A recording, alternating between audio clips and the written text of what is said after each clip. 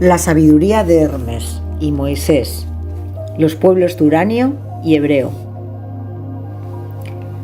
Para la comprensión del Evangelio de Mateo, es de suma importancia tener presente que para la ciencia espiritual, la individualidad de Zaratustra o Zoroastro es aquella cuyo cuerpo proviene originalmente de Abraham, por transmisión hereditaria a través de 3 veces 14 generaciones, conteniendo, en cierto modo, lo característico del pueblo de los abrahamitas o hebreos.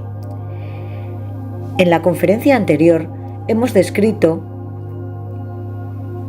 el mundo externo de Zoroastro, pero será necesario referirnos también a la cosmovisión y las ideas de los círculos en el que él actuaba, pues en las regiones en que Zoroastro en tiempos remotos sobraba, surgió y floreció una cosmovisión muy significativa. Para señalar los profundos fundamentos de la cosmovisión de todos los tiempos postatlantes, basta con referirnos brevemente a lo que podemos considerar como la enseñanza del antiguo Zoroastro. La historia corriente ya nos dice que la doctrina de Zoroastro parte de 2 principios que se denominan, por un lado, el principio de Ormuzd, el ser luminoso del bien, y, por otro lado, el de Ahriman, la entidad sombría del mal. Pero la descripción exterior de aquel sistema religioso también afirma que los 2 principios, el de Ormuzd o Ahura Mazdao y el de Ahriman, tiene su origen en un principio común, el de Zervan Akarana. ¿En qué consiste este principio primitivo del que traen su origen los otros 2, que en el mundo se combaten mutuamente? Zervan Akarana comúnmente se interpreta como el tiempo aún no creado. Por lo tanto, se puede decir: la doctrina de Zoroastro se origina en el principio primitivo que se nos presenta como el tiempo que, en el curso evolutivo, fluye en plena quietud. Pero esta acepción idiomática excluye preguntar cuál sería el origen del tiempo o de ese curso del tiempo. Es muy importante que se tome conciencia de la idea de que se puede hablar de algún hecho dentro del universo sin que esté justificado el preguntar por las causas de semejante principio primitivo. Cuando se habla de alguna consecuencia, el pensar abstracto siempre insistirá en preguntar cuál es la causa y así seguirá preguntando, de modo que buscará eternamente el significado conceptual.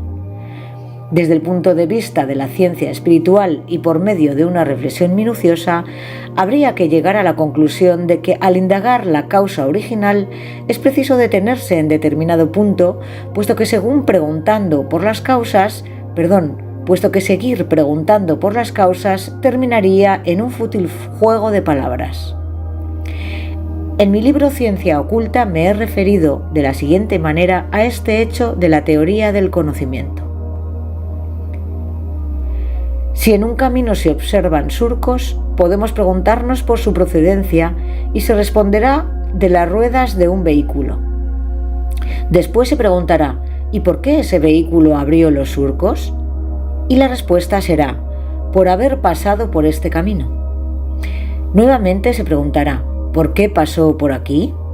Quizás se contestaría: porque tuvo que transportar a una persona.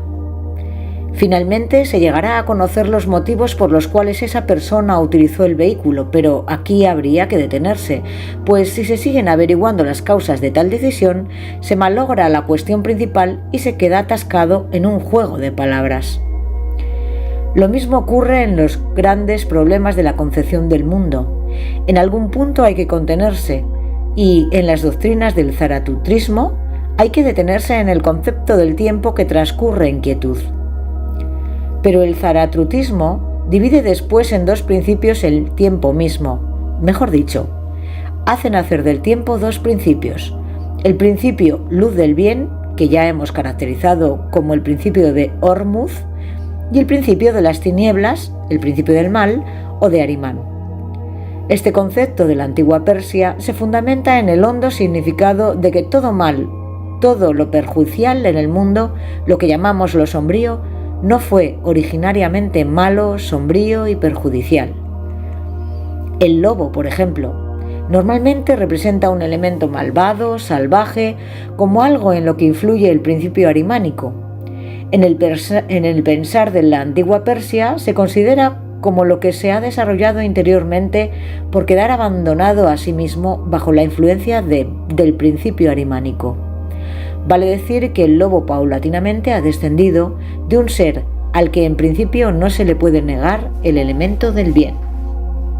Según el concepto persa o ario primitivo, toda evolución se basa en que el mal y lo perjudicial se originan en que algo que originariamente en su configuración inicial habría sido un factor del bien se conservó hasta en una época posterior.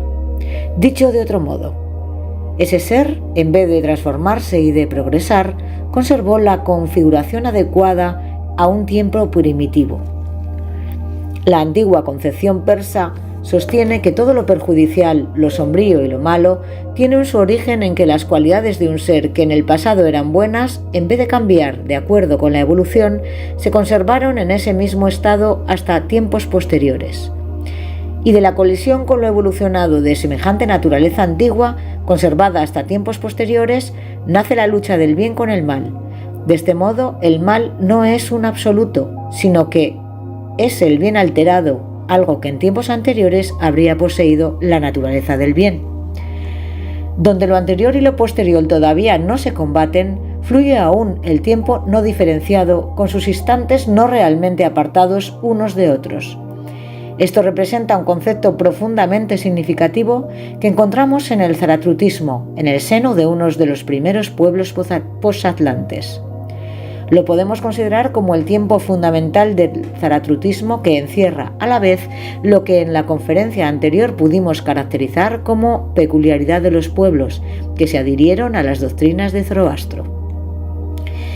Estos pueblos comprenden la necesidad de suscitar el elemento joven conservando lo antiguo y a través de la compensación de lo antiguo con lo joven de alcanzar paso a paso la meta del universo, principalmente la meta de nuestra Tierra. Dicho concepto forma la base de todo progresivo evolutivo. Dentro del zaratrutismo, que después de haberse asentado originalmente en los territorios posatlantes, siguió influyendo en todas partes donde se extendió, haciendo manar el contraste de lo antiguo y lo nuevo en todo su obrar, y veremos en qué inmensa forma influyó sobre la evolución posterior. A Zoroastro o Zaratrusta le fue posible influir tan profundamente sobre todos los tiempos posteriores, porque durante la época en que se había elevado a la iniciación más alta en aquellos tiempos, también se habían formado dos discípulos ya mencionados. A uno de ellos le enseñó todo cuanto se refiere al misterio del espacio que físicamente se extiende en torno nuestro, o sea, el secreto de lo que existe al mismo tiempo. Al otro discípulo le enseñó lo que es el misterio del tiempo que transcurre, los secretos de la evolución. Además, cabe señalar que en determinado momento de la relación entre maestros y discípulos, como en el caso de los dos grandes discípulos de Zoroastro, puede acontecer algo de suma trascendencia. Esto es, que, tal como él fue en aquel tiempo, dio de su propia naturaleza su cuerpo astral y su cuerpo etéreo como sacrificio para el bien de sus dos discípulos. De forma natural, el más íntimo del ser individualidad de Zoroastro se mantuvo íntegramente para futuras encarnaciones. Lo que fue la vestimenta astral de Zoroastro, de aquel tiempo antiguo posatlante, fue de tanta perfección y estuvo compenetrada tan profundamente de la entidad de Zoroastro mismo, que no se desintegró como sucede en los vehículos astrales del hombre corriente, sino que se mantuvo intacto. La gran profundidad de la individualidad portadora de seres vehículos humanos posibilitó que estos se conservaran intactos. Así ocurrió con el cuerpo astral de Zoroastro. Y el discípulo que había recibido la enseñanza del espacio y de todo aquello que en forma simultánea complementa nuestro espacio sensible, renació en la personalidad que en la historia es llamada Tot o Hermes, de los egipcios. Como Hermes o Tot, este antiguo discípulo de Zoroastro no solo debió consolidar lo recibido de él en esa encarnación anterior, sino que debió vigorizarlo mediante el cuerpo astral de Zoroastro mismo, que había quedado intacto y que le fue incorporado e infundido tal como lo hacen posible los sagrados misterios. De modo que en el Hermes egipcio tenemos efectivamente un principio constitutivo de la entidad de Zoroastro, y mediante este principio, más lo que él había traído como antiguo discípulo de Zoroastro, Hermes realizó todo lo grandioso y significativo de la cultura egipcia. Para poder cumplir con su misión como apóstol de Zoroastro, debía de haber un pueblo preparado para ello de la manera correspondiente. Lo que Hermes, el discípulo de Zoroastro, sembró, solo pudo encontrar tierra fecunda en pueblos formados de hombres que de la Atlántida habían emigrado y se habían establecido en el este de África, habiendo conservado mucho de su clarividencia atlante. La particularidad del alma de la población egipcia se encontró entonces con lo que Hermes pudo dar, y así se formó la cultura egipcia, una cultura de peculiar característica. Téngase presente que Hermes había recibido de Zoroastro como preciado patrimonio todo lo que contienen los secretos de lo que en el espacio existe al mismo tiempo como una cosa al lado de otra. En esto residía la naturaleza de Hermes, que contenía lo más importante de las fuerzas de Zoroastro. En varias oportunidades hemos señalado que por lo característico de su enseñanza, Zoroastro siempre habló a su pueblo del cuerpo solar, de la luz exterior y del cuerpo físico de la luz del sol, haciéndole ver que este cuerpo del sol no es sino la envoltura externa de una suprema entidad espiritual. Quiere decir que Zoroastro había confiado a Hermes los secretos de la existencia, que en el espacio supone la base de la naturaleza, lo que existe al mismo tiempo, para evolucionando progresivamente de época en época. Hermes reconoció lo que emana del sol y que sigue evolucionando por la fuerza del sol.